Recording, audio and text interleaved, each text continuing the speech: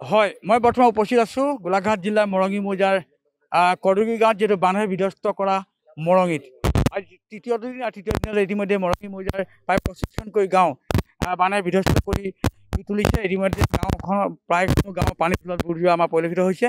মই সত্য সমগ্ৰ দৃশ্যালি দেখাব যে 25খনকৈ গাঁৱৰ প্ৰায় 4,000 অধিক লোক এনেদৰে বানত আক্ৰান্ত হৈছে। ইতিমধ্যে জিলা প্ৰশাসনে বহুকেইটা আশ্ৰয় শিবিৰ প্ৰদান কৰিছে ৰাইজৰ বাবে। ইতিমধ্যে বহুকেইটা আশ্ৰয় শিবিৰত বহু ৰাইজে ইয়াতে আশ্ৰয় শিবিৰত আমাৰ থকা পৰিলক্ষিত হৈছে। বহুবিলাক ঘৰ আৰু যিহেতু পানীৰ তলত এতিয়া বুৰ গৈ আছে। আজি তৃতীয় দিনতো দেখা গৈছে প্ৰায়কেইটা ঘৰত যথেষ্ট নতুন এলেকালৈ পানী প্লাৱিত হৈছে। আৰু ইতিমধ্যে মোৰ সতীৰ্থ সমগ্ৰ দৃশ্যালি দেখা আছে। মই পোনে এবাৰ স্থানীয় ৰাইজৰ লগত কথা পাতিব বিচাৰিম। কি ক'ব কেতিয়াৰ পৰা হৈছে আপোনালোকে? পৰশিৰ পাৰে পানী হৈছে। এতিয়াতো আমি নাও নাই, একো নাই, ভঁৰালৰ ধান এনেকাই আছে। সেইটো কাৰণে আৰু সহায় দিছে ৰাইজে। সেইটো কাৰণে মানে পানী এক বুকু বস্তু মানে কাপোৰ কানি ওপৰত উঠালোঁ আৰু চাং পাতি। ধানৰ ভঁৰালটো আছে আৰু এনেকাই ডুবু হৈছে, ডুবা নাই বাৰু অকণমান।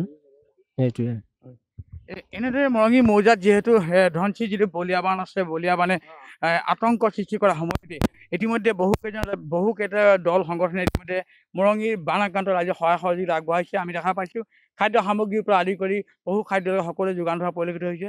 এইটো ব্যতিক্ৰমী ক'ব লাগিব যে মৰঙী এগৰাকী যুৱন্ত পিয়নিৰ কাকত ডাঙৰীয়া ইতিমধ্যে মৰঙীবাসী ৰাইজৰ আৰু স্বাৰ্থতে বা বান আক্ৰান্ত ৰাইজৰ কাৰণে তেখেতে কৰদুগী গাঁৱত এখন নাও প্ৰদান কৰিছে। কি ক'ব এই মুহূৰ্তত? হয়, আচলতে কৰদুগী গাঁৱৰ ইতিমধ্যে সৰ্বত্ৰে কেৱল পানী আৰু পানী। ধনশিৰিৰ প্ৰলয়ংকাৰী বানে ইতিমধ্যে এই অঞ্চলৰ সমগ্ৰ অঞ্চলটো প্লাৱিত কৰিছে। জলমগ্ন হৈ পৰা অঞ্চলটোৰ পৰা এই যিসকল কৃষিজীৱী লোক সেইসকল নিৰাপদ স্থানলৈ ওলাই যোৱাৰ ক্ষেত্ৰত চৰম অসুবিধাৰ সন্মুখীন হৈছে। ইতিমধ্যে চৰকাৰৰ প্ৰশাসন যন্ত্ৰটোৱে খুব দায়বদ্ধতা আৰু নিষ্ঠা সহকাৰে কাম কৰিছে।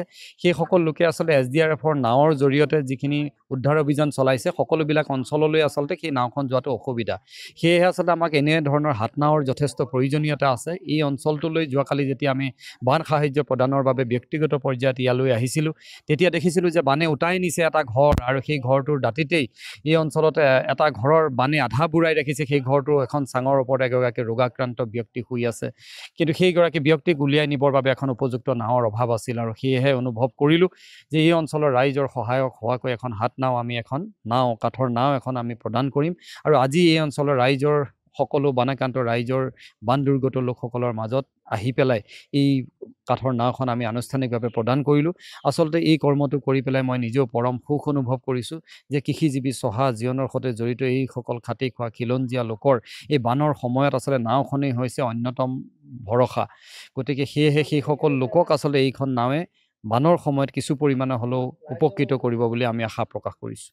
হয়, এনেদৰে যিহেতু আজি 3 দিন ধৰি ধনশিৰি যি বলিয়া বান আছে, বলিয়া বানে বিধ্বস্ত কৰা মৰঙীত বিভিন্ন দল সংগঠনে সহায় সহযোগিতা আগবঢ়াইছে। আৰু লগতে মৰঙী যুৱন্ত পিয়নিৰ কাকতলৈ ইতিমধ্যে এখন হাত নাও আগবঢ়াই তেখেতৰ মহানুভৱতাৰ পৰিচয় দেখা গৈছে। ৰাইজৰ বাবে পিয়নিৰ কাকৰি ডাঙৰীয়া মোৰ কাষত আছে। মই তেখেতৰ পৰা কিছু কথা জানিব বিচাৰিম যে কি কৰিছে।